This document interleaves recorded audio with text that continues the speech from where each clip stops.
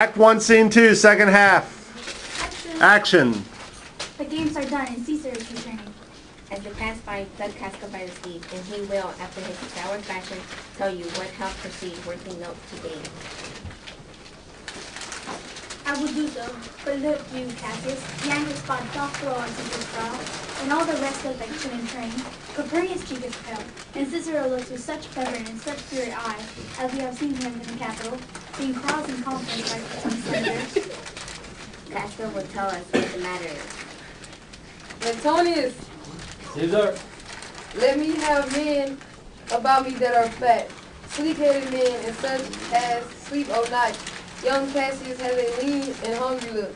He thinks too much. Such men are dangerous. fear him not, Caesar. He's not dangerous. He's a noble Roman and well-bidden. When he were fatter, but I fear him not. Yet, if my name were liable to fear, I do not know the man I should avoid. So soon as that spare Cassius, he reads much. He is a great observer and he looks good.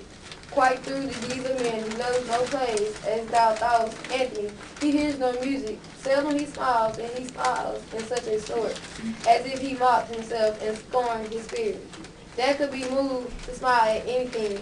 Such men as he be never at heart ease, whilst they behold a greater than themselves, and therefore they're very dangerous.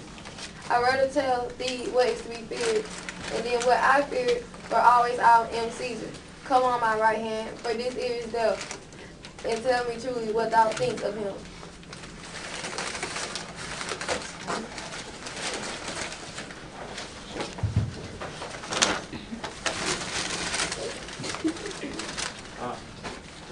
You pulled me by the cloak. Would you speak with me? Aye, Casca, tell us what hath chanced today, that Caesar looks so sad.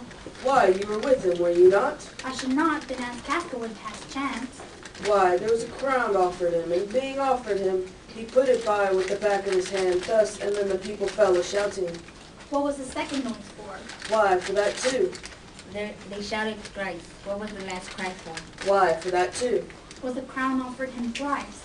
I, Mary, wasn't, and he put it by thrice, every time gentler than other, and at every putting by, mine honest neighbor shouted. Who offered him the crown? Why, Anthony, Tell us the matter of it, gentle Casca. I can as well be hanged as I tell the manner of it. It was mere foolery, I did not mark it. I saw Mark Antony offer him a crown, yet 'twas not the crown neither. 'Twas one of these coronets. And as I told you, he put it by one, but for all that, to my thinking, he would fain have had it. Then he offered it to him again, and then he put it by again. But to my thinking, he was very loath to lay his fingers off it, and then he offered it the third time. He put it by the third time. And still, as he refused it, the ramblement hooted and clapped their chapped hands and threw up their sweaty nightcaps and uttered such a deal of thanking breath because Caesar refused the crown that it had almost choked Caesar. And he swooned and fell down at it, and for my own part I durst not laugh for fear of opening my lips and receiving the bad air. But soft, I pray you, what did Caesar swoon? He fell down in the marketplace and foamed at the mouth and was speechless. This very life, he hath the falling sickness. No, Caesar hath it not, but you and I, and honest Casca, we have the falling sickness. I know not what you mean, but I am sure Caesar fell down.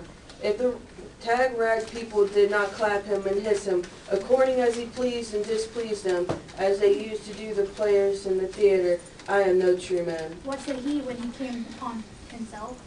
Mary, before he fell down, when he perceived the common herd, was glad he refused the crown. He plucked me off his doublet and offered them his throat to cut, and I had been a man of any occupation, if I would not have taken him at a word, I might go to hell among the rogues. And so he fell. Then he came to himself again. He said, if he had done or said anything amiss, he desired their worships to think it was an infirmity. 3 or 4 wenches where I stood cried, Alas, good soul, and forgave him with all their hearts. But there's no heed to be taken of them. If Caesar had stabbed their mothers, they would have done no less. And after that he came thus that away? Aye. Did Cicero say anything? Aye, he spoke Greek. To what effect? Nay, and I tell you that I never looked you idly face again. But those that understood and smiled at one another and shook their heads. But for my own part, it was Greek to me. I can tell you more news too, Marcellus and Flavius, but for pulling scars off Caesar's images are put to silence. Fare you well, there was more foolery yet if I could remember it. Will you sup with me tonight, Casca? No, I am promised forth. Will you dine with me tomorrow? Aye, if I be alive and your mind hold and your dinner worth the eating. Good, I will expect you. Do so. Farewell, both. What a blunt fellow is this girl's to be. He was quick and mental when he went to school. So is he now execution of any bold or noble enterprise. However, he puts on his tardy form. This rudeness is his sauce to his good wit, which gives men stomach to digest his words with better appetite. And so it is. For this time I will leave you. Tomorrow, if you please to speak with me, I will come to you. Or, if you will, come home to me, and I will wait for you. I will do so. Till then, think of the world.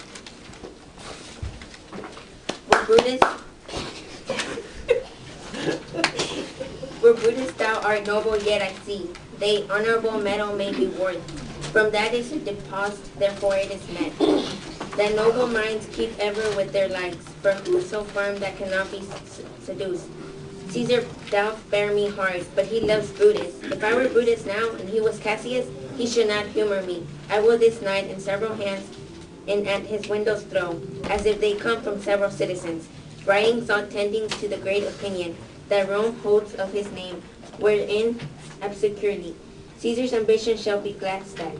And after this let Caesar seat him sure, for he will shake him, or worse days will endure.